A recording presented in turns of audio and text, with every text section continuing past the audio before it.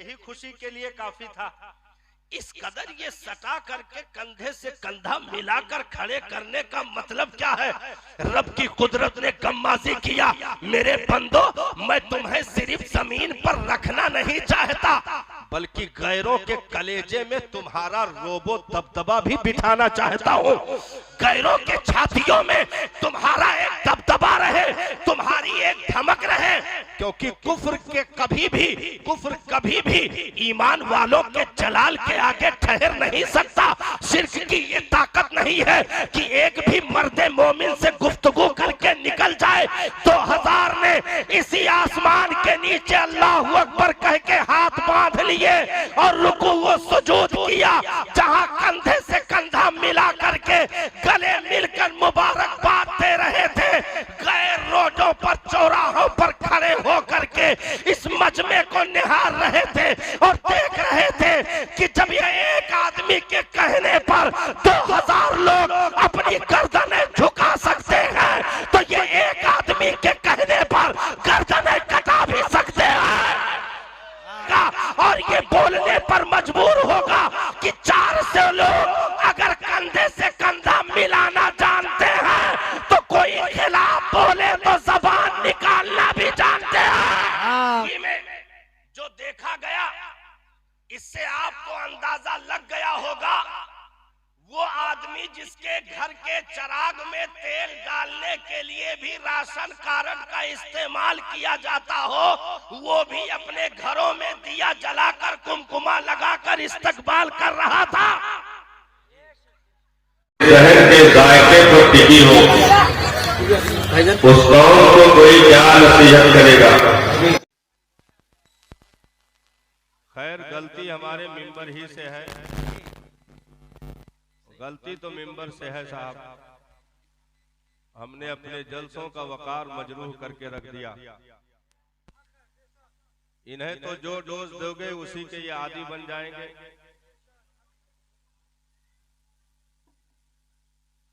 अचानक, ये मिसाल बहुत दूर की है, यहाँ की नहीं है। अचानक कोई इत्र बेचने वाला उससे मुलाकात कर लिया जो कचड़े साफ करता था। कचड़ा मैंने हल्का करके बोला है और गाढ़ा है। तो इत्र वाले ने कहा कि भाई आप भी इत्र देख लीजिए। उसको जैसे सुंघाया वो गिरा, बेहोश हो गया। कहा भाईजान क्या हो गया? ये तो अभी चमेली सुंघाए थे, ये लीजिए यास्मीन सूंघिए, तो और हाथ पैर ऐठने लगे। जन्नतुल फिरदौस निकाला तो और आंखें उलट गईं। अभी कुछ और नुस्खा देता, इतने में उसकी औरत भाग के आई। कहा कि जान लेने पर उतारू हो। उसने जेब से निजासत की पुड़िया निकाली, नाक के करीब रखा तो उठकर वो बैठ गया और कहा जिसकी जो आदत हो उसे वही दी जाए, अगर जन्नतुल फिरदौस दोगे तो मर जाएगा। इसलिए कौम की आदतें बहुत बेकार हो चुकी हैं साहब। जितने हो ये भी उठ के भाग जाओ। सलातो सलाम हम लोगों को ज़बानी याद है, पढ़ लेंगे। उस कौम के बारे में क्या कहा जाए? तुम्हें तो मजमे से खुद मुतालबा करना चाहिए कि 11 बज गए रात के, अभी तक आपने हमें कोई ऐसा नुस्खा नहीं दिया जिससे कि हम समझ सकें कि जलसे में बैठे हैं। जी हम नातखा हजरात की बुराई नहीं करते, उनकी जूतियां हमारे सर आंखों ताज है, उनकी गलती नहीं है। जैसे यूज करोगे वैसे पढ़ेंगे। जी जी। जिस कौम के गले का हार दीन का इल्म होना चाहिए, आज वो कौम निकाह के फार्म पर भी अंगूठा लगाने पर मजबूर हो गई। सगे बाप के जनाजे पर खड़े हो करके एक सगा बेटा जनाजे की दुआ न पढ़ सका। अल्लाह अल्लाह। सगी माँ को कब्र में उतारने के बाद चार सगे बेटे इतने यतीम थे कि उसके सिरहाने खड़े होकर कुरान की चंद आयतें भी न पढ़ सके। अल्लाह बहुत आहिस्ता आहिस्ता हमारे बदन से लहू निचोड़ा गया है साहब, तो सिर्फ आज ढांचा बचा है, रूहें हमारी निकल चुकी हैं।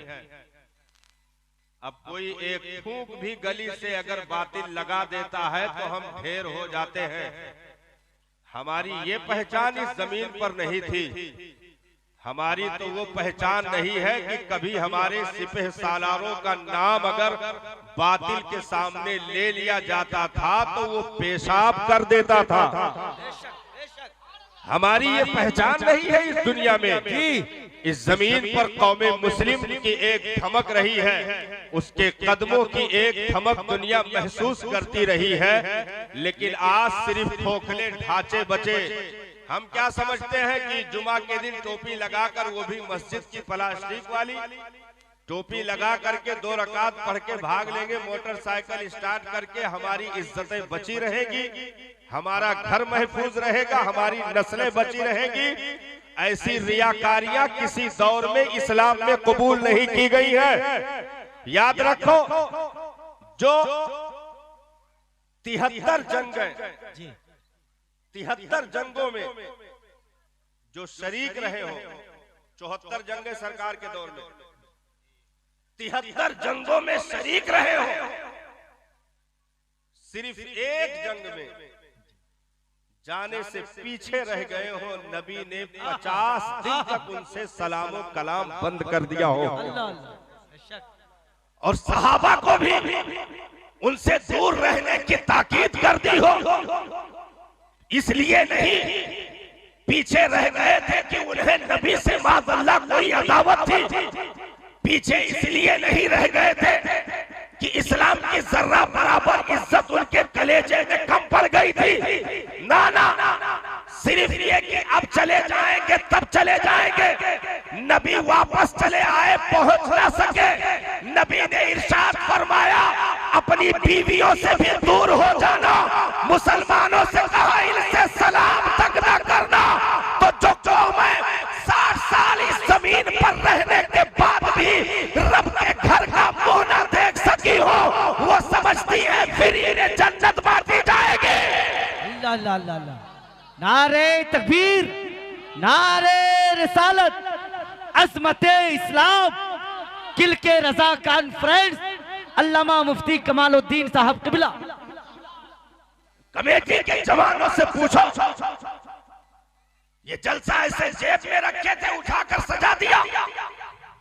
महीनों पहले गली कूचों में भीख मांगने के बाद अल्लाह न जाने कितने लोगों से फोन पर राब्ता करके, उसके बाद भी जब तक मेहमान पहुंच नहीं जाते धड़कनें तेज रहती हैं। इनसे पूछो कि जलसा किस जिगर से सजाया जाता है। तुमने तो चूतर की धूल झाड़ी और रोड पर चले गए, जरा भी एहसास नहीं किया कलेजे पर हाथ रख के कि महीनों से जिन्होंने खूने जिगर निचोड़ करके इस जलसे के लिए रख दिया, तुम हलवा पराठे के खरीदार बन के मेला देख करके घर लौट गए।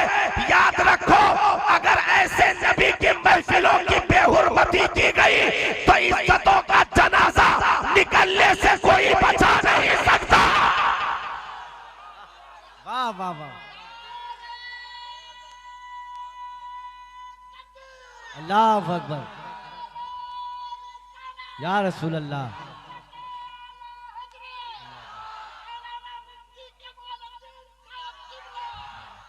हम क्या समझते हैं साहब, ऐसे छोड़ दिया जाएगा? दीन के एक सतर का कलमा पढ़ना सिर्फ काफी हो जाएगा? ये रियाकारियां बंद करो। सारी रियाकारियों का जनाजा रात की तारीकियों में निकलते हैं। हम सुबह में दाढ़ी टोपी का सहारा लेकर के मुसलमान का मीम इस्तेमाल करते रहे, और जब रात की तारीकी आई तो वो हरकतें करने पर उतारू हुए कि एक गिरोहे काफ में रहने वाला भी तुमसे शर्म खाए। एक शिर्क की गंदगियों में डूबने वाला भी शर्म से अपनी निगाहें छुपा ले। 3-3 किलोमीटर दूर तक इस कौम ने अपने बेटों के निकाह में जो रंडियों का जमावड़ा करके भांगड़े और बियर बार और शराब नोशी पर जो निकाह के महफिल को मजरूह किया, ये रियाकारियां चलने वाली नहीं है। वाह वाह, क्या बचा है तुम्हारे पास? किस बल पे तुम कह सकते हो कि तुम जिंदा हो? क्या बचा तुम्हारे पास साहब? तुम्हारे इबादत गाहों के तहखानों तक शिर्क पहुंच चुका है। ताजा रिपोर्टें नहीं पढ़ते अखबार की, आज की पढ़ो ना। तुम्हारे इबादत गाह के तहखानों तक शिर्क पहुंच चुका है। तुम्हारे इबादत गाहों की बुनियादों को हिला करके शिर्क की तामीरें कंप्लीट हो चुकी है। अब भी कहोगे तुम्हारा कुछ बचा है? याद रखो, मुसलमान तो ऐसे गैरतमंद का नाम है जो दीन में सिर्फ एक हर्फ कोई बोल दे तो जब तक उसका जनाजा न निकाल दे उस वक्त तक वो खामोश नहीं रह सकता है। ये तमाम तर चीजें कुरान की तुम्हारे बेहुरमती की गई, मस्जिदों की बेहुरमती की गई, सजदा गाहों में जाकर के शराब पिया गया, कुरान को आग लगा करके उसे रोडों पर उछाला गया। उसके बाद तुम मस्ती में अपने घरों में फक्र के साथ चैन की नींद लेते रहे। उसके बाद भी कहोगे हम मुसलमान हैं। याद रखो साहब, ये सबक बहुत आसानी के साथ नहीं मिला करते। दुनिया में दौलत देने में तो उसने आम रखा, दौलत काफिर और मुशरिक हर एक को देता है।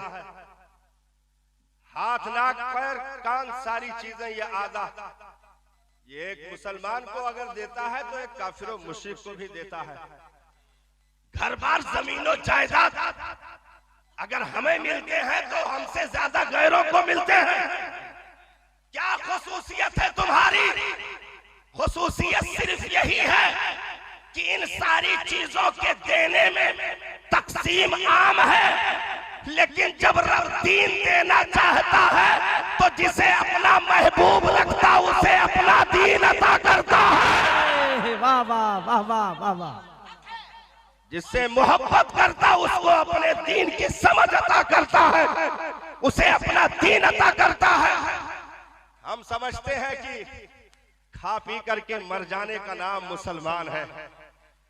हमने वकार खो दिया साहब, अपनी महफिलों का वकार मजरूह कर दिया।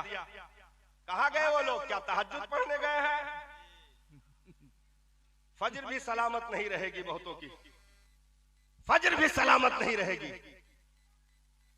जो कौम मोबाइल के स्क्रीनों पर जी 24 घंटों में साहब 22 घंटे वक्फ कर दे, सिर्फ पाखाना पेशाब के लिए हो सकता फुर्सत मिलती हो, नहीं तो बहुतेरे उसमें भी मोबाइल चलाते ही पाखाना पेशाब करते हैं। सही बात है।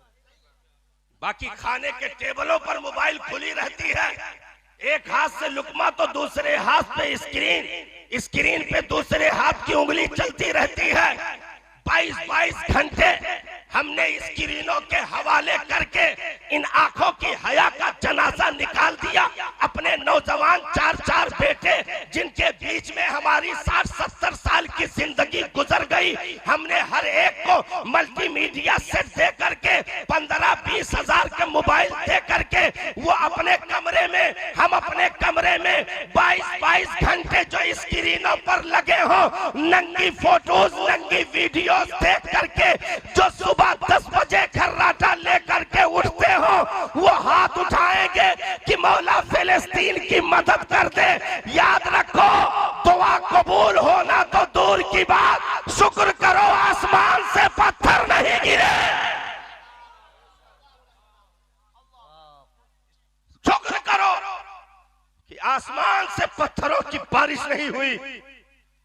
मैं पूरी तारीख आपके सामने रख दूं, अगर जुर्म करने वाले 25 पैसा थे तो मारे जाने वाले 75 पैसा थे।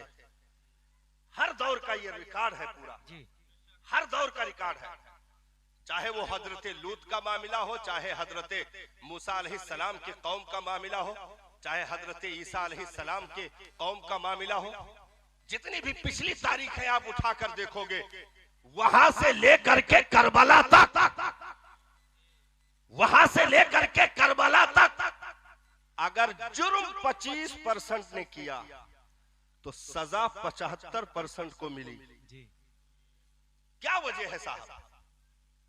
सजा 75% को क्यों मिली? अगर खुदा की जात के साथ शरीक किया था 25 लोगों ने तो सजा 100 लोगों को दी गई। अगर खुदा के साथ शरीक किया था बिल्कुल जाके बराबर लोगों ने तो सजा उसके डबल। अगर करबला में 22,000 यजीदी उतर रहे हैं तो बाद में 1,20,000 मारे जा रहे हैं। करबला में 22,000 अगर उतर रहे हैं, 1,20,000 मारे जा रहे हैं। वजह क्या है? जुर्म 25%, सजा 75%। वजह सिर्फ यही है कि जुर्म तो जो कर रहे थे वो कर ही रहे थे, दूसरे जो थे वो खड़े तमाशा देख रहे थे, जुर्म को मना ना कर सके। दूसरे ऐसों को सजा दी गई जो जुर्म को अपने दिल में बुरा भी नहीं जानते थे, जुर्म करने वालों का हाथ नहीं पकड़ा, जुर्म करने वालों के गिरीबान नहीं पकड़े। उन्होंने अपने लफ्जों से मना नहीं किया, अपने हाथ से मना नहीं किया, वो बुराई को देखते रहे और गुजरते रहे। रब ने कहा इन जलीलों को भी समेट दो। जबकि इबादत गुजार लोग थे, हाँ इबादत गुजार लोग थे। क्या यजीदी नमाज नहीं पढ़ते थे? पढ़ने वाले बहुत तेरे उसमें मौजूद थे साहब। और कूफा में जो बैठे तमाशा देख रहे थे, करबला में नबी का काफिला लुट रहा था, वो अपनी झोपड़ियों में बैठकर ठंडा पानी पी रहे थे। यहाँ 3 दिन की प्यास की शिद्दत अपने लबों पर लेकर के खून की हरारतों से रेते करबला की प्यास बुझाई जा रही थी। अल्लाह अल्लाह। अपने घरों में बैठकर आले नबी के काफिले की ताराजी देख रहे थे, आले नबी के शगुफ्ता चमन को लुटता हुआ देख रहे थे। रब ने कहा इनके सजदे इनके मुंह पर फेंको, इनकी इबादतें इनके मुंह पर फेंको और समेट दो इन यजीदियों के साथ। 1,20,000 को समेट करके उनकी नस्लों को नीस्तो नाबूद कर दिया गया। और जो वफा का जाम लेकर खड़े थे, जो वफा का पैगाम देने के लिए रहते करबला पर भूख प्यास की शिद्दतों को बर्दाश्त कर रहे थे। अगरचे 72 थे, रब ने कयामत तक के लिए उनके नारों को बुलंद कर दिया, उनके नामों को रोशन कर दिया। और आसमान के किनारों पर सुर्खियों के मानिंद उनकी हिस्टरिया, उनकी तारीखें छा गईं। तो हम और आप सोचते हैं कि हम अगर तन्हा नमाज पढ़ लेंगे, बीवी नहीं पढ़ी, बेटी नहीं पढ़ी, बेटा नहीं पढ़ा, तो हमारा ये मुसल्ला हमें जन्नत ले जाएगा, हमारा ये मुसल्ला हमें बचा लेगा।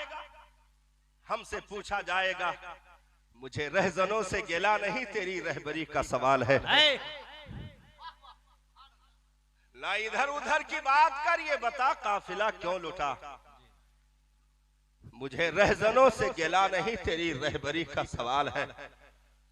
जिस कौम के लिए हमजा का जिगर दे दिया गया हो, जिस कौम के लिए 70 सहाबा की कुर्बानियां इसी कलेजे, इसी जमीन के कलेजे पर हो गई हो, जिस कौम के लिए एक एक कब्र में 2-2 सहाबा को दफन कर दिया गया हो, जिस कौम के लिए सहाबा के नंगे बदनों पर साहब कफन के कपड़े भी बराबर मैसर न आ पा रहे हो, जिस कौम के लिए सहाबा ने अपना घर छोड़ दिया, अपना दर छोड़ दिया, अपने बीवी बच्चों को जो है अलविदाइया कलमात कहते हुए अपनी चौखटों से रुखसत हुए और मैदान कारजार में जाकर उतर गए। गरीब के घर अगर खबर पहुंचती है तो सिर्फ ये कि तेरे बाप का इंतकाल हो गया, तेरा भाई शहीद हो गया।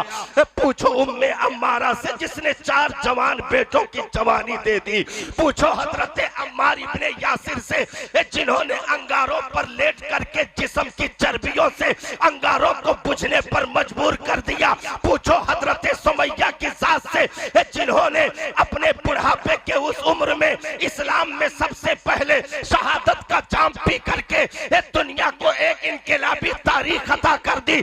पूछो हजरत उमैर से जिनको बराबर चादर भी ओहद के मैदान में मैसर न आ सकी।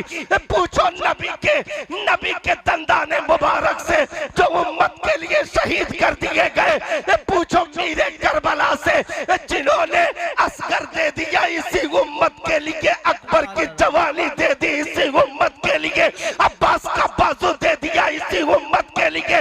ये अपने अमदो निहालों को और मोहम्मद के बचपने को यजीदियों के सामने ले जाकर रख दिया इसी उम्मत के लिए।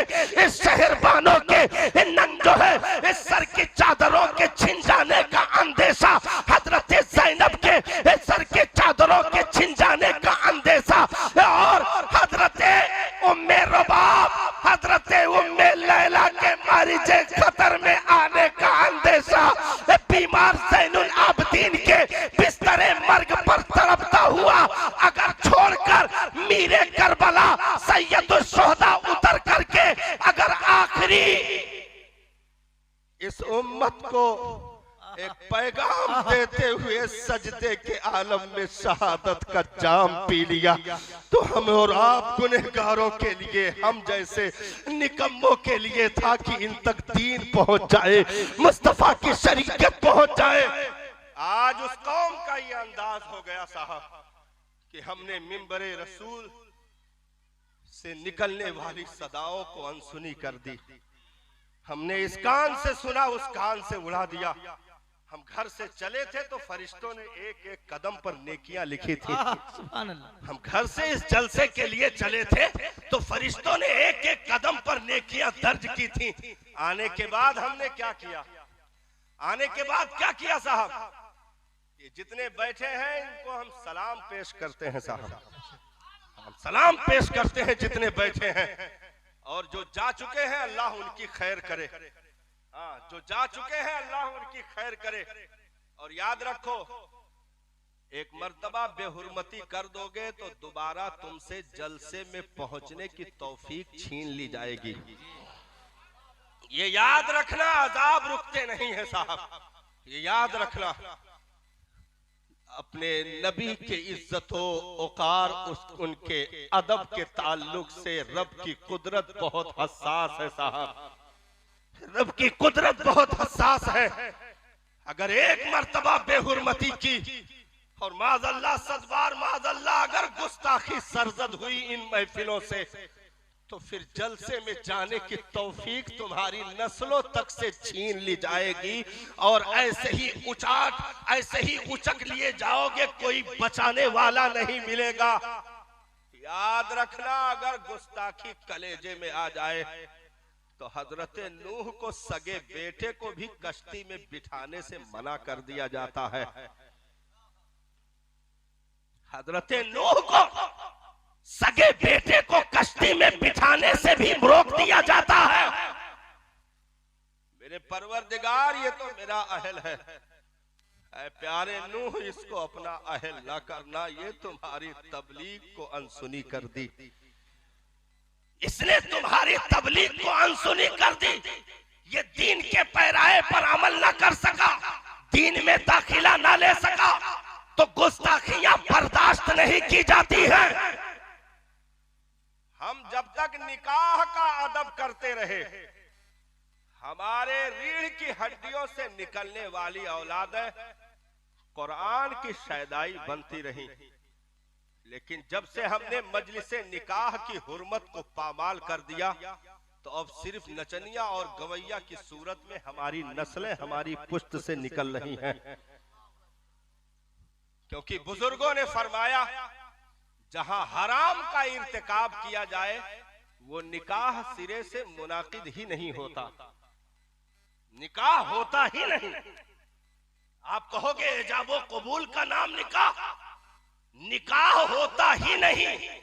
ये सूफिया का कौल है, बुजुर्गों ने फरमाया है। शरीयत का अपना अलग कानून है, लेकिन बुजुर्गों ने कहा निकाह की जो रूह है, निकाह की जो जान है, जहां हरामकारी आई रूहे निकाह रुखसत हो जाती है, निकाह सिरे से मुनाकिद ही नहीं होता। और उसके बाद अब गांव का इमाम क्यों नहीं दुआ करेगा? नहीं दुआ करेगा तो आप तनख्वाह कटवा दोगे। अब वो तो मजबूर है, जबकि उसी के सामने तुम 3 किलोमीटर तक नाच कर गए हो। लेकिन अब वो इमाम मजबूर है। ये भी जलसे के खराब होने की सबसे खतरनाक सूरत है ये। सबसे खतरनाक सूरत है। नारा बंद कर दो भैया, नारा वाले।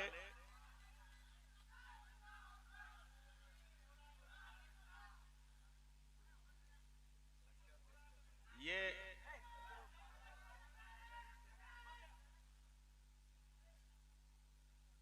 जलसा खराब करने की सबसे ताजा हजरात कितने लोग खड़े हैं, सारे लोग समेट के बैठ जाएं। बहुत शानदार पैगाम जा रहा है। अब तक आपकी जिंदगी की इस्लाह हो रही है। आप लोग बैठ जाएं और आपके हजरत गुलफाम हस्सानी साहब तशरीफ ला चुके। देखिए, अगर तकरीर को पैर तले रौंदना है तो बीच तकरीर में आप 2-3 मेहमान का इस्तकबाल करवा दीजिए, बस। ना मौलाना रहेगा ना वो के तकरीर रहेगी, दोनों का जनाजा निकल जाएगा। हाँ, बहुत कायदे से कमेटी वाले जलसे को बर्बाद करने का हुनर जानते हैं। मैं कयाम गाह पे था, बीच में नात हो रही थी। उस नात के दरमियान तकरीबन 2 या 3 इस्तकबाल हुए हैं। हाँ, 2 या 3 इस्तकबाल नात के दौरान। यानी नाते रसूल बंद करो। मैं हस्सानी साहब का दुश्मन नहीं हूं, मैं उन्हें नहीं बोल रहा हूं। हाँ, वो दिल पर नहीं लेंगे। हाँ, उनकी गलती नहीं है भाई। कमेटी वाले जब कहेंगे, जब वो चलेंगे, क्या करें भाई? अब तो तुम्हारे घर में आए हैं, जैसे कान पकड़ो वैसे ठीक है। तो 2-3 इस्तकबाल हुए हैं। अब हजरत ऐलान कर रहे हैं, बाकायदा नाम का ऐलान हो रहा है, नात रुकी हुई है। शख्सियत का ऐलान हो रहा है, नात रुकी हुई है। नारा लग रहा है, नात बंद है। हाँ, ऐसे इस्तकबाल हो रहा है, तकरीर बंद है। अब बताओ, हदीसो कुरान बंद करके किसी का इस्तकबाल करना दुरुस्त है?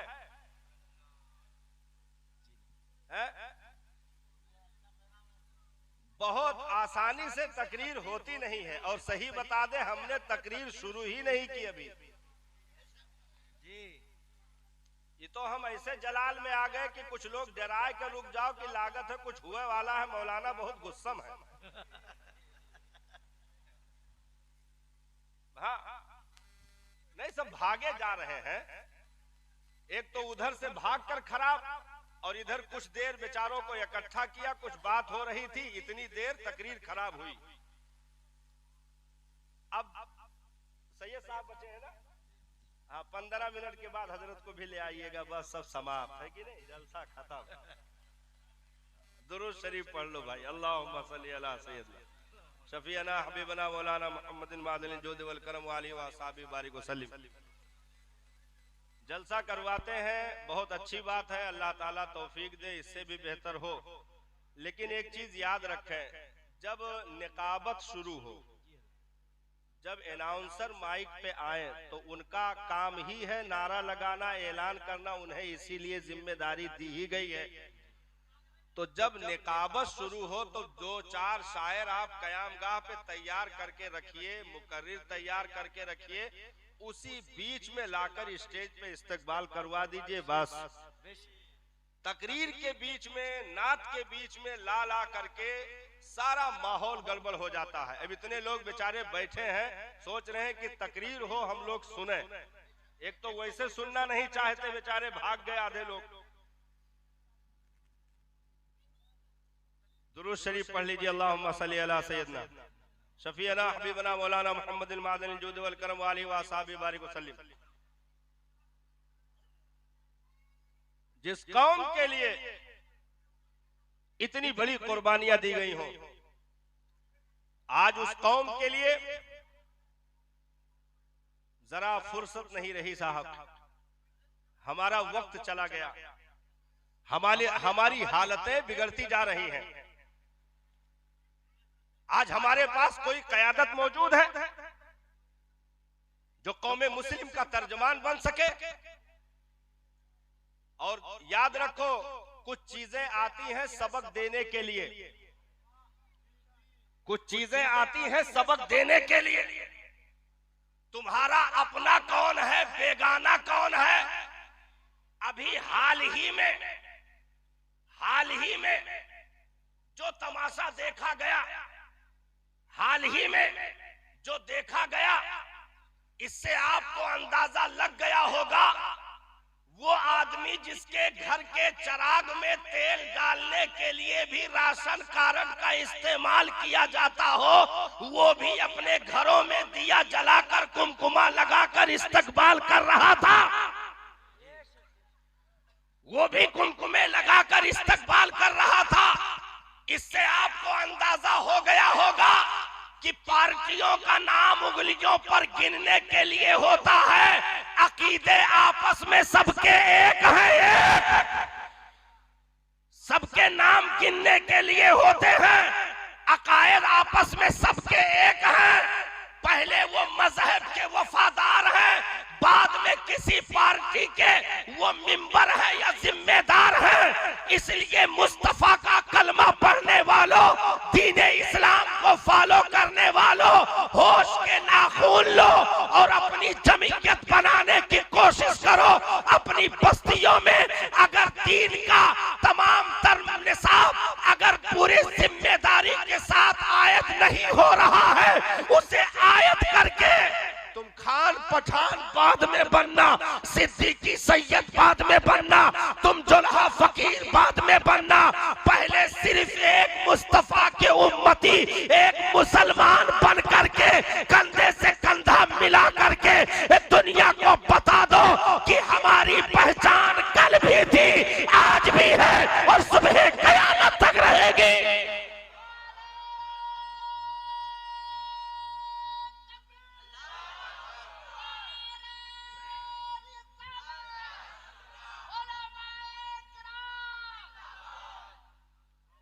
इसलिए आज एक गांव में जितने घर उतनी पार्टी, एक गांव में जितने घर उतनी पार्टी। फला से हमारी बोलचाल नहीं है, वलीमे में हम उनको नहीं पूछ रहे हैं क्योंकि हमारे दादा से लड़ाई हुई थी। फला मोहल्ले वालों को हम लोग दावत नहीं देते हैं, जलसे तक में नहीं बुलाते हैं क्योंकि 50 साल से हमारी पार्टी बंदी चल रही है। यहां तक कि जूते में दाल बटने लगे, जूते में दाल बटने लगे। इस्लाम ने जो निजाम अता किया था, अगर हमने उसको फॉलो किया होता तो इस्लाम जहां इबादत का दर्स देता है, वहीं एक जेहती और कंधे से कंधा मिला करके सांसें लेने का भी निजाम देता है। पंज वक्ता नमाज हमारे ख्याल सारे लोग पढ़ रहे होंगे क्योंकि मोमिन के साथ अच्छा गुमान रखना चाहिए। हमारे ख्याल से सब लोग पढ़ रहे होंगे पंज वक्ता नमाज। पंज वक्ता में आपने क्या देखा? पंज वक्ता नमाज में आपने क्या देखा?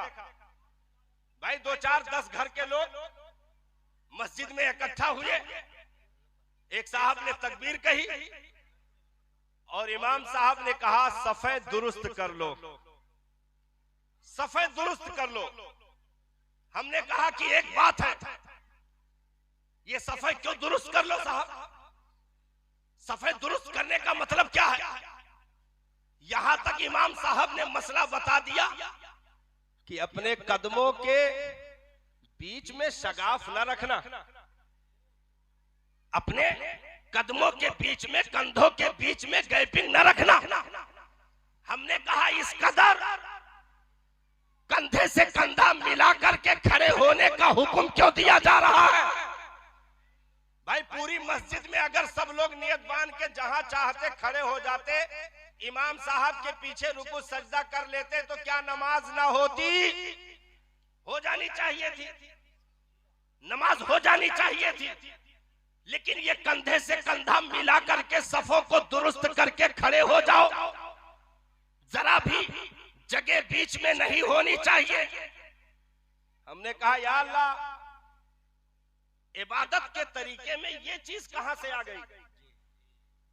भाई नियत करो, नियत कर लिया, सना पढ़ो, सना पढ़ लिया, ताउस तस्मिया पढ़ो, उज़बिल्लाह बिस्मिल्लाह उसको भी पढ़ लिया, सूरह फातिहा पढ़ो वो भी पढ़ लिया, सूरत मिलाओ वो भी मिला लिया। ये कंधे से कंधा मिलाकर, कदम से कदम मिलाकर खड़े होने का मामला क्या? इस कदर तरतीब क्यों दी जा रही है?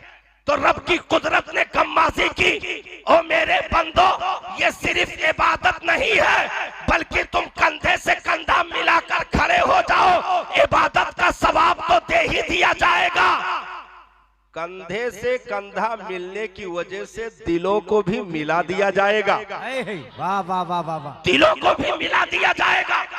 कंधे से कंधा मिलाकर खड़े हो, मैं तुम्हारे एक दूसरे के दिलों में एक दूसरे के लिए मोहब्बतें डाल दूंगा। और आपस में नमाज के बाद मुसाफा करो, दीनी बातें करते अपने घर चले जाओ। जुमा के दिन इकट्ठा हुए, जुमा के दिन 8-10 घर के नहीं बल्कि तकरीबन 300 घर के ऊपर, फूलपुर बस्ती में 300 घर, तकरीबन 300 ऊपर नीचे। मौला ताला इस फूलपुर की बस्ती में रहने वाले फूलों को सलामत रखे। आमीन आमीन। 300 के ऊपर मस्जिद में जमा हुए। अब जहां 5 वक्ता 2 सफ लग रही थी, जुमा की नमाज में तकरीबन 18-20 सफे लग गई। जहां 5 वक्ता 8-10 लोग आते थे, जुमा की नमाज में 300-400 लोग इकट्ठा हो गए। हुक्म वही 5 वक्ता का है, हुक्म वही 5 वक्ता का है। कंधे से कंधा मिला करके जरा भी शगाफ न होने पाए। अपनी जमात को सीधी रखो, अपनी जमात को सीधी रखो, सफों को दुरुस्त रखना। मैंने कहा इसमें क्या मामला है? तो कहा यह हफ्ते की ईद है जुमा, जुमा हफ्ते की ईद है। वहां 5 वक्ता में अगर 10-20 लोग खड़े थे, जुमा में 300-400 लोग कंधे से कंधा मिलाकर खड़े हो, गैर भी इन सफों को देखेगा। मुसलमानों को एक ही वक्त में कंधे से कंधा मिलाकर खड़ा देखेगा तो होटलों पर इनके खिलाफ अपनी गंदी ज़बानें इस्तेमाल नहीं करेगा और ये बोलने पर मजबूर होगा कि 400 लोग अगर कंधे से कंधा मिलाना जानते हैं तो कोई खिलाफ बोले तो ज़बान निकालना भी जानते हैं। वाह वाह, नारे तकबीर, नारे रिसालत, मसलके आला हजरत, जिंदाबाद जिंदाबाद। और आगे बढ़े, निजाम चलता रहा। ईद उल फित्र का दिन आ गया साहब, तकरीर अभी शुरू नहीं हुई है। ईद उल फित्र का, ईद उल अजहा, ईदगाह में अरे बहुत ज्यादा कसरत से लोग पहुंचे तो 10-12 लोग नहीं, 10-12 नहीं पहुंचे, 200-300-400 नहीं पहुंचे, बल्कि ईदगाह ऐसी जगह पर बनाई ही जाती है जहां कम से कम 2-4 गांव के लोग इकट्ठा हों। अब ये अलग बात है, जब से इन कंधों के बीच में शगाफ डालना हमने शुरू किया तो अब कुछ मुनाफिक हमारी जमात में पैदा हो गए। अलग अलग मस्जिदों में 10-10, 20-20 को ईद की नमाज पढ़ा के गले मिलके अपने अपने घर सेवई खा के मोटरसाइकिल निकाल के किशनगंज।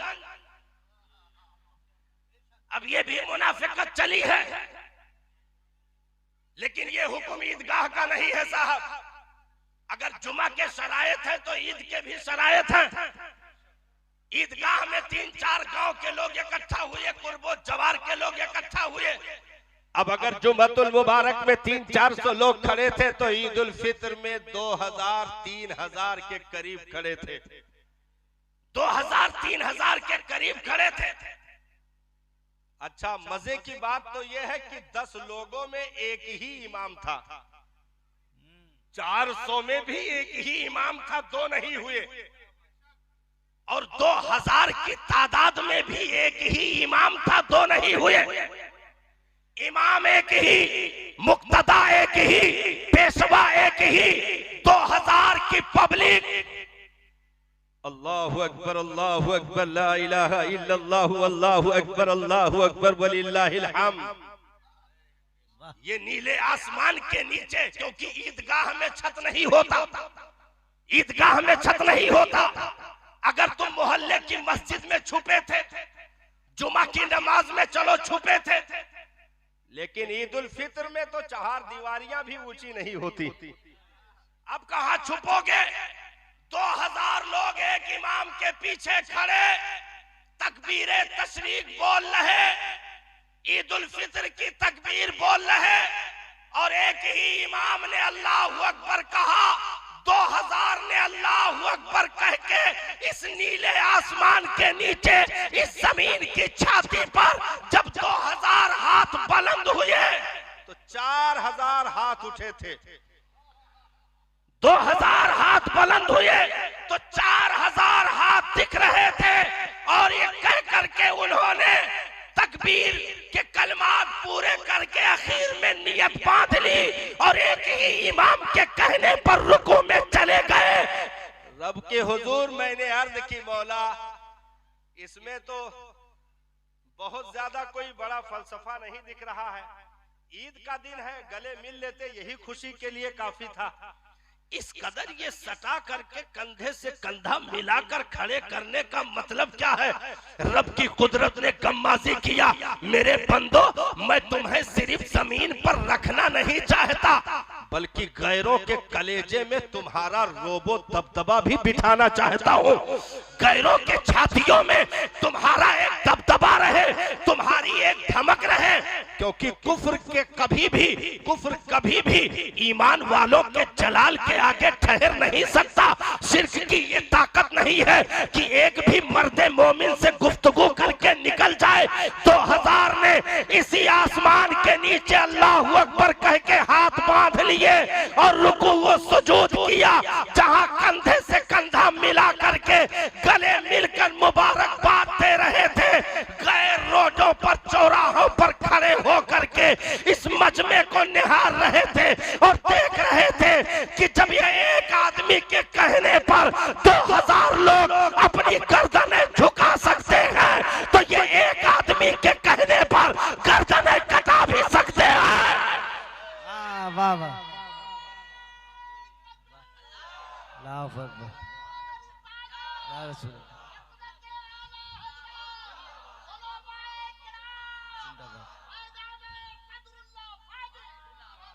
इस्लाम हमें इज्जतें देने आया साहब, इस्लाम हमें वकार देने आया है।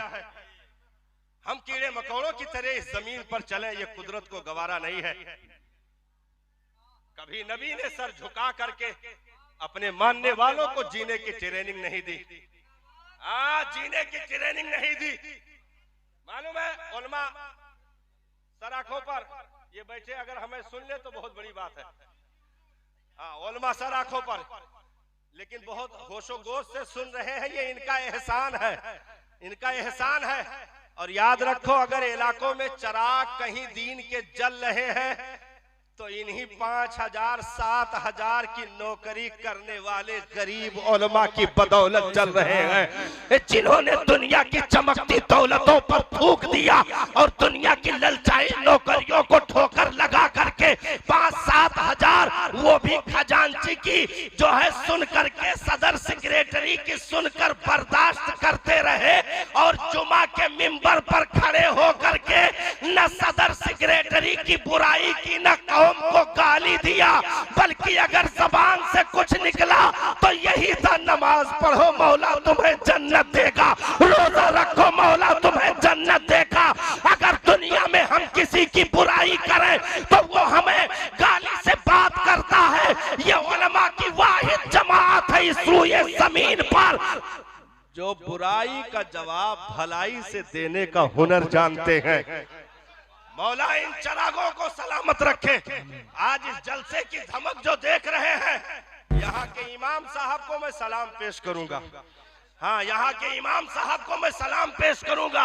अगर इतना बड़ा जलसा कमेटी वाले सजा रहे हैं, कर रहे हैं, तो इसमें इमाम साहब के वजूद की बरकत भी मानी जाएगी, जिनकी वजह से रब ने दूर दराज से उलमा को इस बस्ती में इकट्ठा कर दिया और उनकी बरकतों से बस्ती का अजाब दूर कर दिया।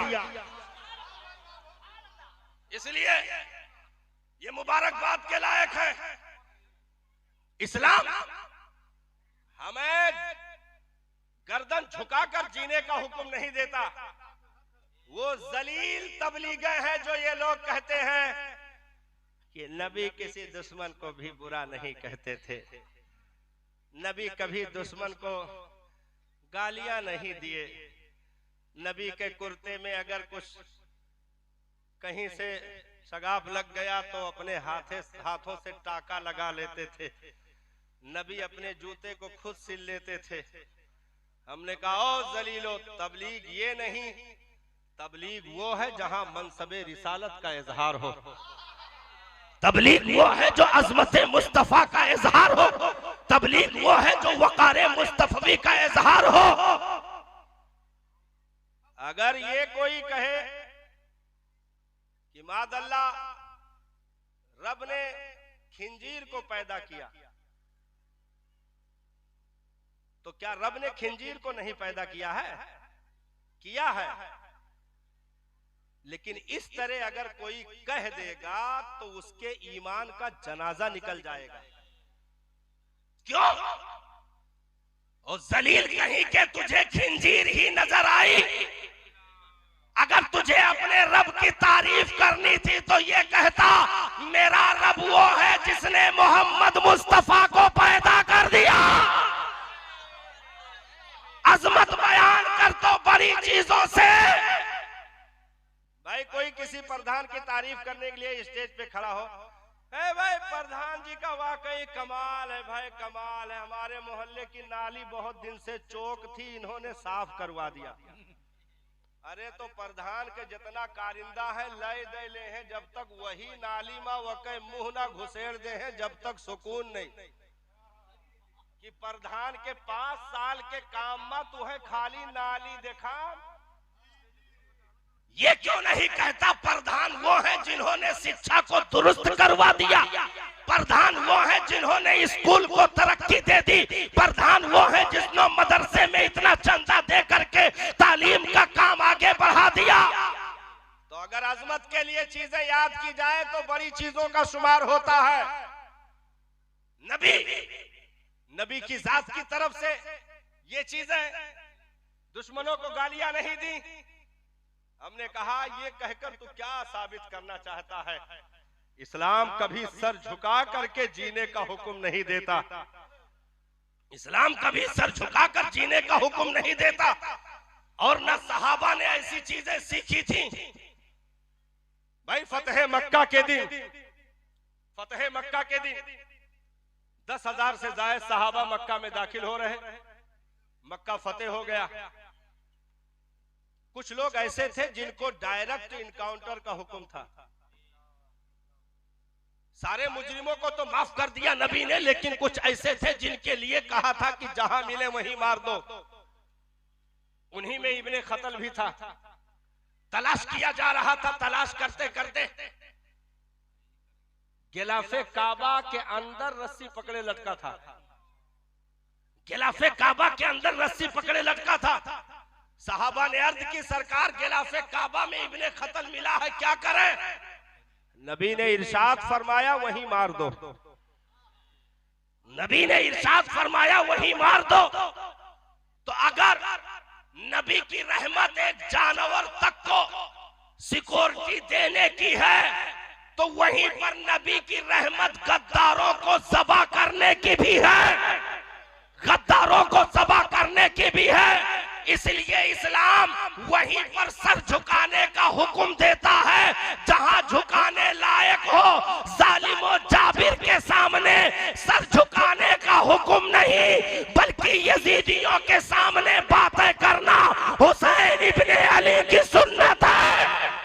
नारे तकबीर, नारे रिसालत, मसलके आला हजरत जिंदाबाद जिंदाबाद। इसलिए हम और आप और आगे बढ़ो।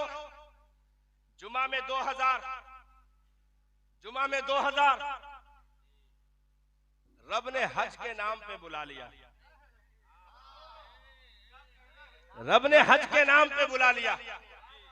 आ जाओ, मौला क्या करना है, कई रकात नमाज पढ़नी है। कहा कोई नमाज नहीं है, हज की कोई नमाजें नहीं है। हमने कहा फिर इतना खर्च करके आने का मकसद क्या है? तो जहां बहुत सारे राज इसमें हैं, वहीं पर एक नुमाया राज ये भी है कि पंजवक्ता में 10-20 लोग आए थे, जुमा की नमाज में 200-400 आए थे, ईद उल फितर में 2000 आए थे।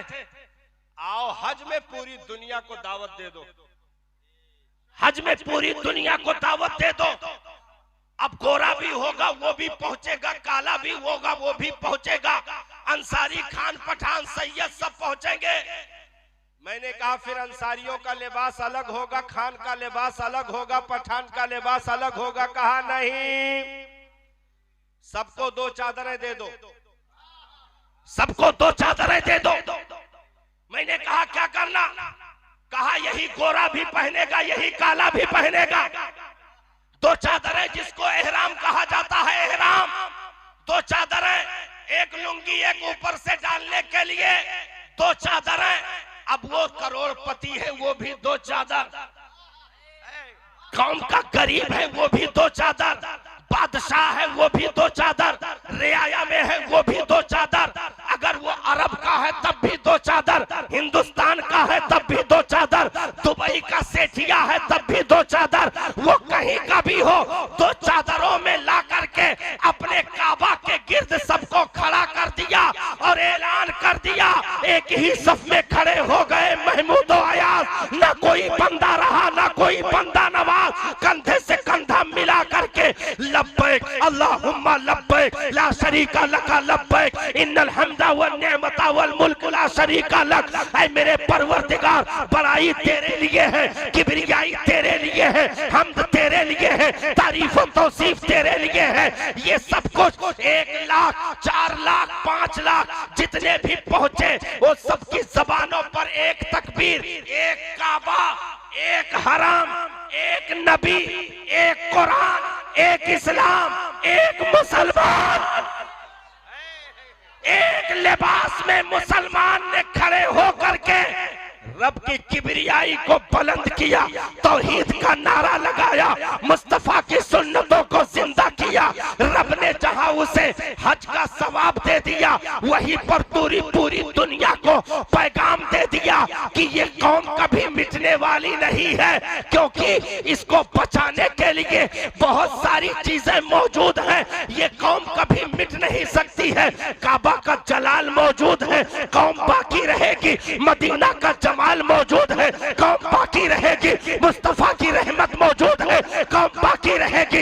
इस कौम के रखवाले की सूरत में बगदाद का दूल्हा अब्दुल कादिर जिलानी को दे दिया गया। इस कौम के रखवाले की सूरत में मोइनुद्दीन अजमेरी हसन संजरी को दे दिया, कुतुबुद्दीन बख्तियार को दे दिया, निजामुद्दीन औलिया को दे दिया, फरीदुद्दीन गंजे शकर को दे दिया, अलाउद्दीन साबिर कलियरी को दे दिया। और इसके अकीदे को बचाने के लिए इमाम अहमद रजा खान दे दिया, इमाम अहमद रजा खान दे दिया। अगर हमें मिटना होता तो आखिरी नबी की उम्मत में ना रखा जाता।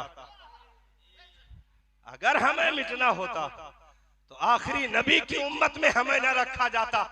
अगर आखिरी नबी की उम्मत में रब ने पैदा किया है तो याद रखो, जब तक नबी की नबूवत का फैजान रहेगा, इस उम्मत का इस धरती पर जाहो जलाल रहेगा। इसे कोई मिटा नहीं सकता, नजर नहीं लगा सकता है।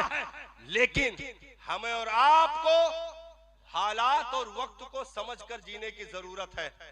और याद रखो भाई, तुम्हारे पास हुकूमत नहीं, तुम्हारे पास पावर नहीं, तुम्हारे पास ताकत नहीं, तुम्हारे पास पार्लियामेंट का कब्जा नहीं, तुम्हारे पास दिल्ली लाल किले का कब्जा नहीं, तुम्हारे पास भाई तुम ना प्रधानमंत्री की कुर्सी पर हो ना मुख्यमंत्री की कुर्सी पर हो, किसी चीज में नहीं हो, उसके बाद भी तुम बाकी हो।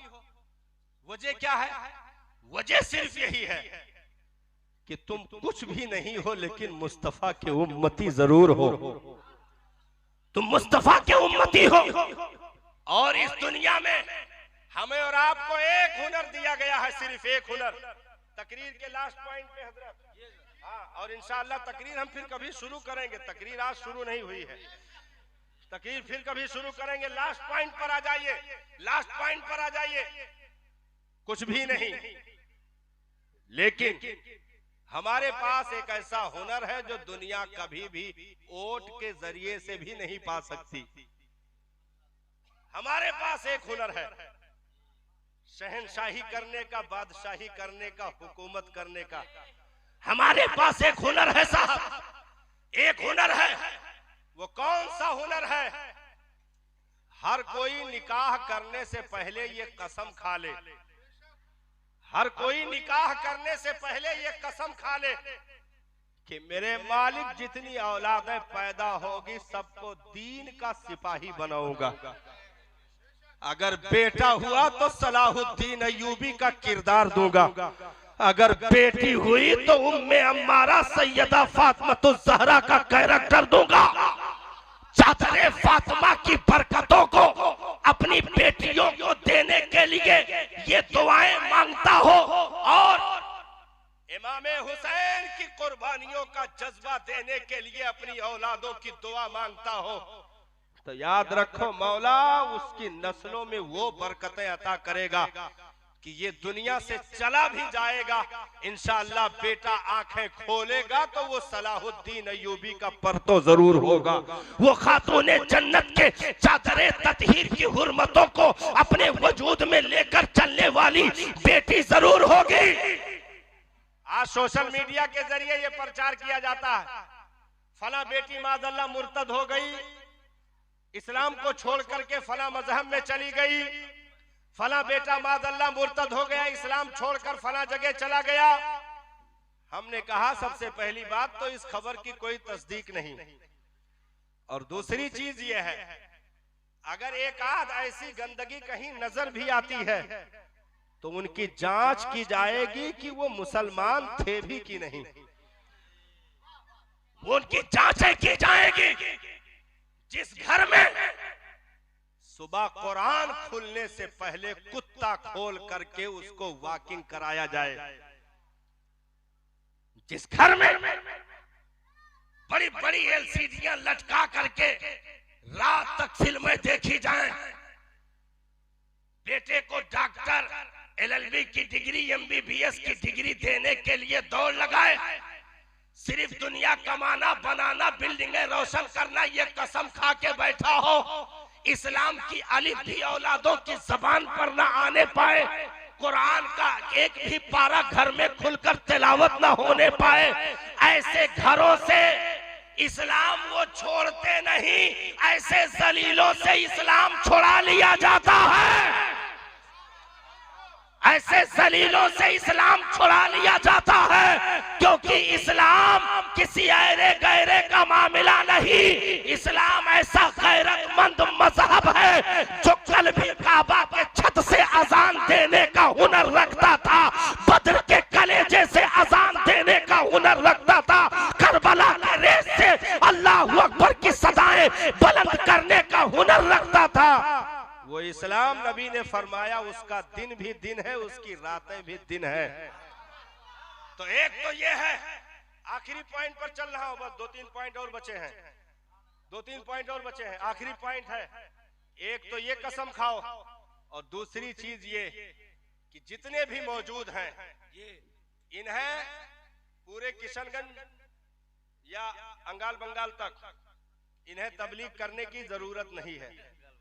जिनका काम है वो कर रहे हैं। आज इस मजमे से सिर्फ ये कसम खा लो कि हम अपने घर में दीन नाफिज करेंगे इंशाअल्लाह।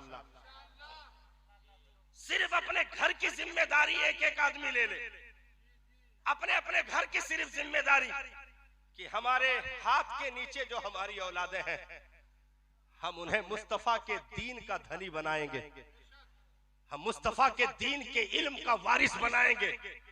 एक एक आदमी ये कसम खा ले कि हम अपने 7 साल के बच्चों को 7 साल की उम्र में नमाज का हुक्म करेंगे और जब 10 साल का हो जाएगा तो सख्ती के साथ उससे इबादत करवाएंगे।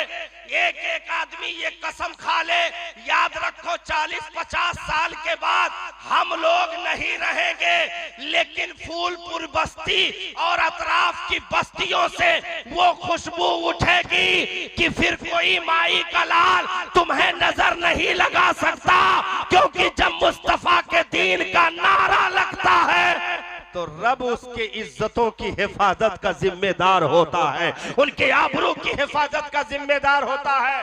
और एक आखिरी पॉइंट, सबसे बड़ी चीज ये है कि हमें और आपको अपने अपने घरों की जिम्मेदारी लेनी है।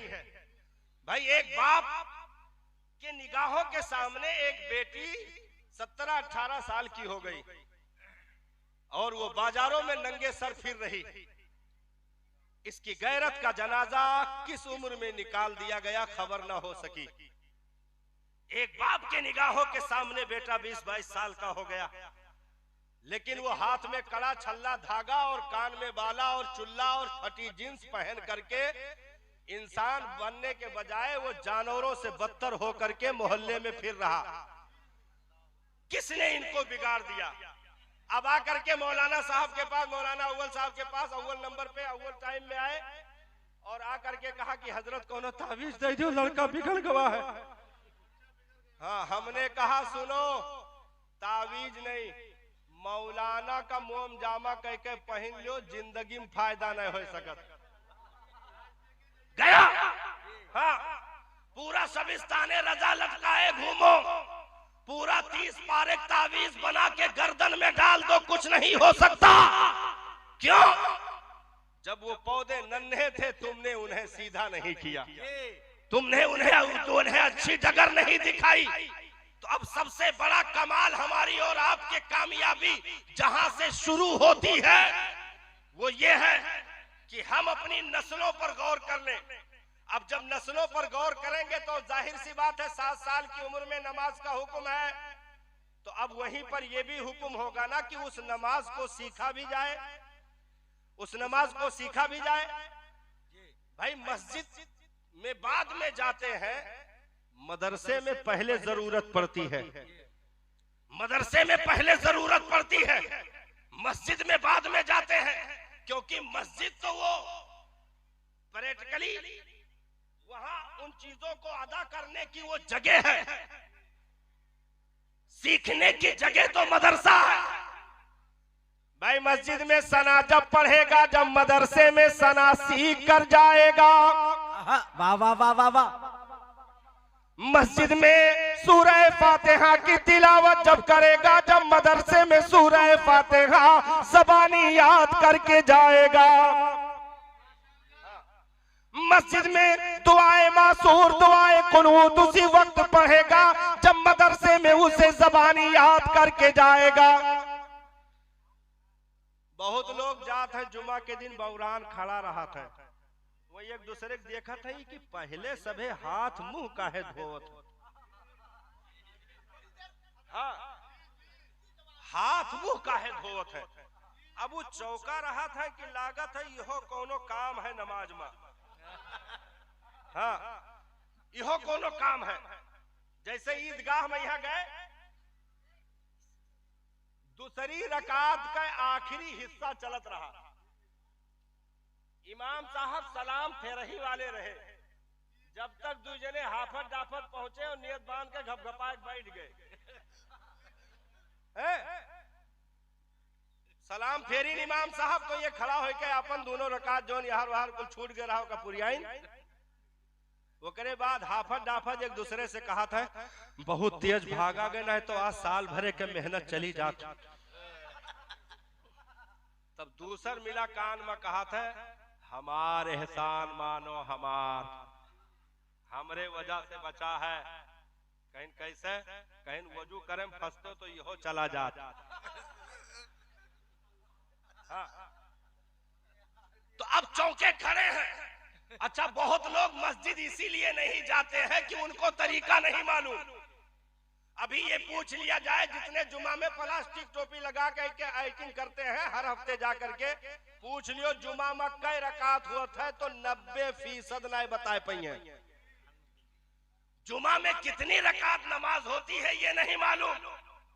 वजू कैसे किया जाएगा उसमें फर्ज कितना है सुन्नत कितनी है मुस्तहब कितना है ये नहीं मालूम। तो ये मालूम कैसे होगा? मालूम जब होगा कि बाप ये जिम्मेदारी ले ले कि अपने मरने से पहले अपने बच्चे को मुस्तफा के दीन का इल्म उसके कलेजे में ऐसे रोशन करूंगा कि मैं दुनिया से आंखें बंद भी कर लूं मेरा बेटा मुस्तफा के दीन का वफादार रहेगा। यही मेरे सुभान अल्लाह काबो का मौलाना तीजा हुआ जाते का बोलो जोर से सुभान अल्लाह। तो अब ये मामला तालीम तक हमने चूक कर दी। अब बेटा गुलेल चला रहा है बेटा चिड़ी मार हो गया बेटा जुआ खेल रहा है बेटा टास की गद्दी पर टाइम गुजार रहा है।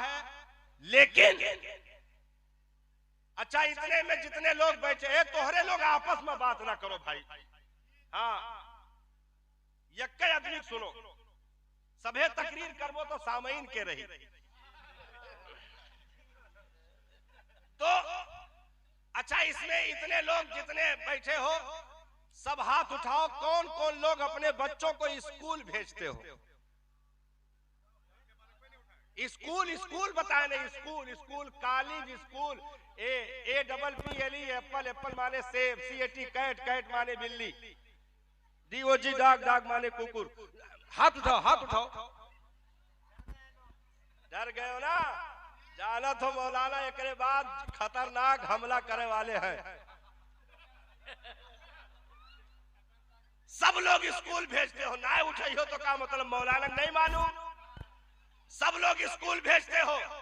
अच्छा स्कूल में नॉर्मली फीस बहुत सेकंड हैंड मदरसा अगर हुई है उसमें नॉर्मली फीस अगर होगी तो कितनी होगी? कम से कम 1000 रख लो। कम से कम 0.1000 रख लो नहीं तो हमारे यहाँ तो लखनऊ में 4-5 हजार रुपया है। 4-5 हजार हमारे यहाँ एक महीने का है सर। हम लोग खुद भरने वाले एक महीने का 4-4 हजार। हाँ साल का नहीं एक महीने का। अगर सही साथ स्कूल जगह कहा जाता है स्कूल इनाय की लड़का बस्ता लेके पहुंचे मैडम स्वेटर भी नहीं तो वो में 100 रुपया अगर फीस है तब वो महंगा है। स्कूल जिसको कहा जाता है चलो 1000 रुपया रख लो अरे 500 रख लियो 500 रख लियो ना रखो 500 गिरायो ना 500 रखो। एक साल का कितना हो गया? एक साल का कितना हो गया? 6000 रुपया एक आदमी।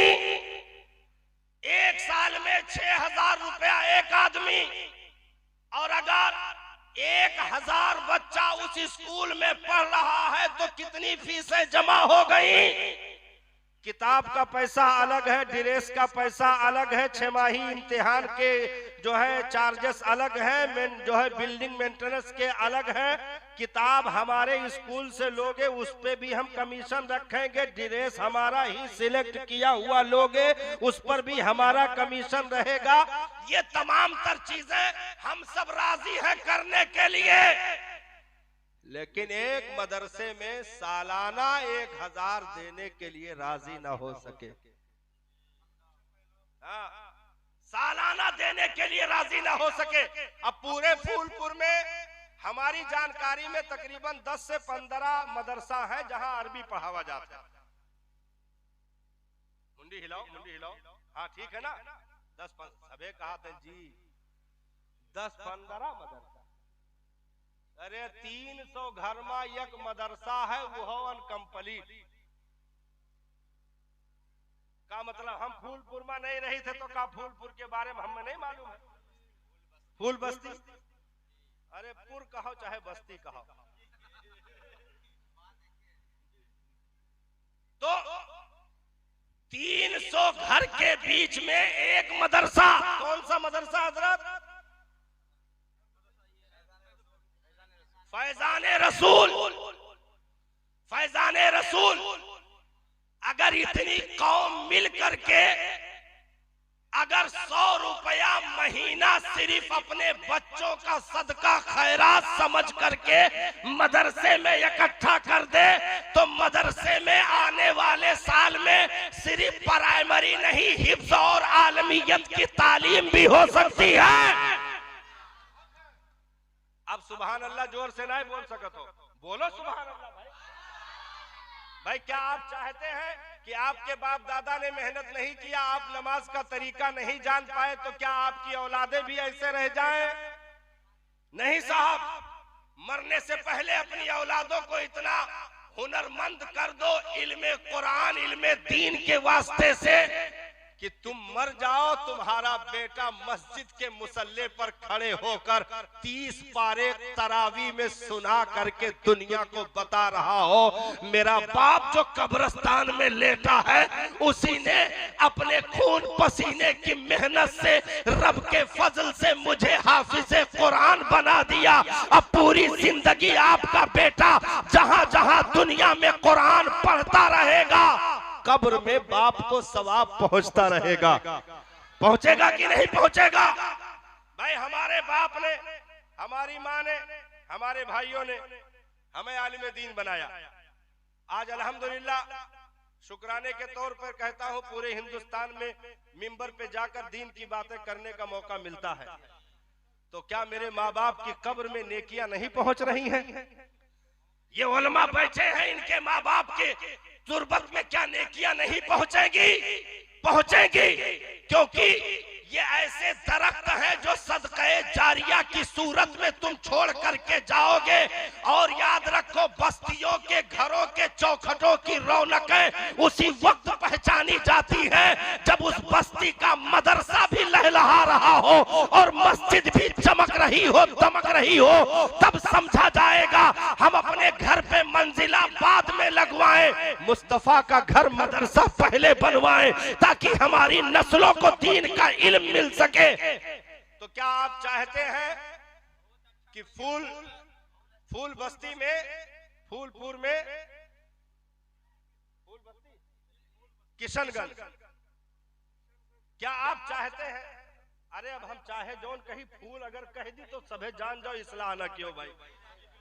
हम खाली फूल कह दी बस जान लो हो गए, वो तो नहीं फूल है समात है तब फूल तो हो गए। तो फूल, क्या आप चाहते हैं कि ये फूल कुम्हला जाए? आप यही चाहेंगे कि फूल सुबह कयामत तक खिलता दमकता रहे। और ये कैसे चमकेगा, दमकेगा?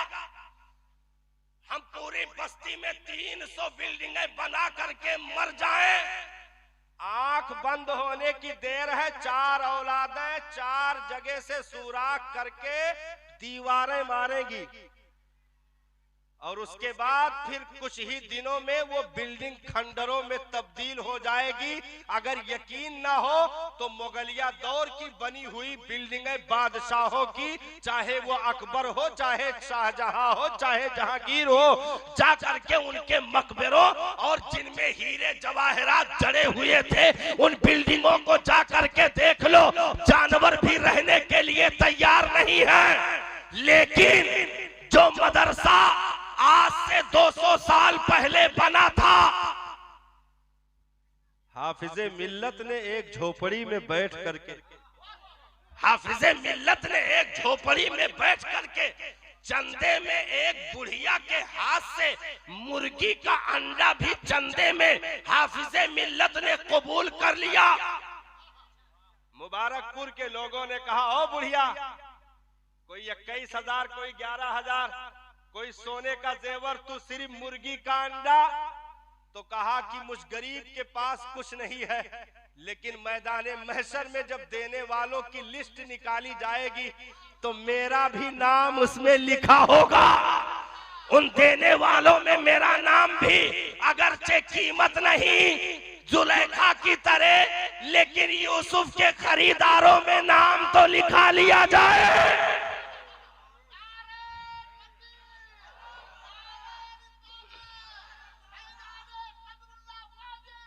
तो अब मदरसे में इस वक्त जो है प्राइमरी शोबे की तालीम चल रही है। मदरसे में फैजाने मुस्तफा में इस वक्त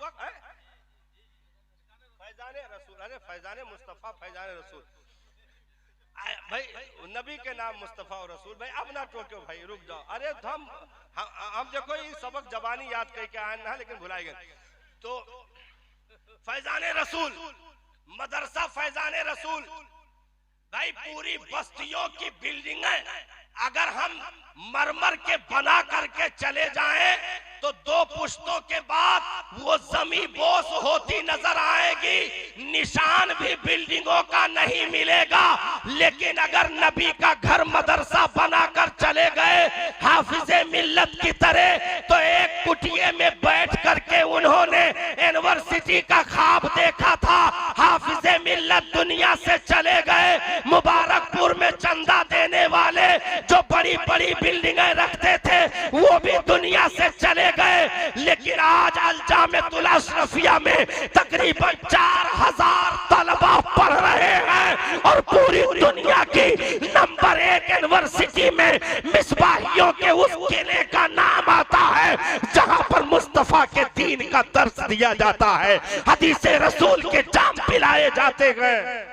कितनी बिल्डिंग है भाई। राजा मुबारक शाह की हवेली खत्म हो गई, लेकिन हाफिजे मिल्लत जैसे फटे कुर्ते पहनने वाले गरीब की कायम करदा इमारत आज भी मुस्कुरा रही है।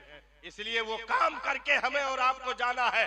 बस 2 मिनट में आपसे सिर्फ इतनी गुजारिश हम करेंगे कि मदरसे का ये मंसूबा है, मदरसे का ये मंसूबा है, कमेटी का ये इरादा है कि प्राइमरी शोबे से बढ़ा करके उसमें कुरान के हिफ्ज का भी इंतजाम रखा जाए। आप राजी हैं कि नहीं राजी हैं?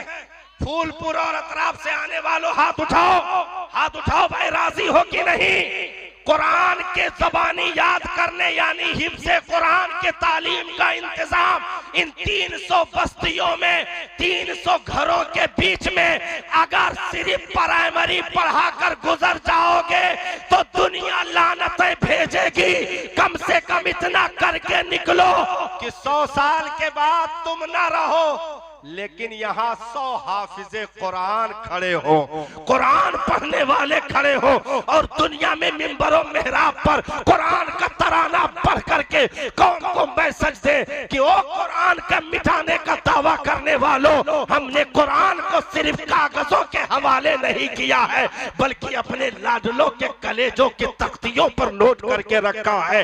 दुनिया मिट सकती है लेकिन कुरान कभी नहीं मिट सकता। और एक मंसूबा ये भी है कि आलिम बनाने की भी प्लानिंग है इंशाअल्लाह। हिफ्ज और आलमियत दोनों क्लासेस चलाने की प्लानिंग है।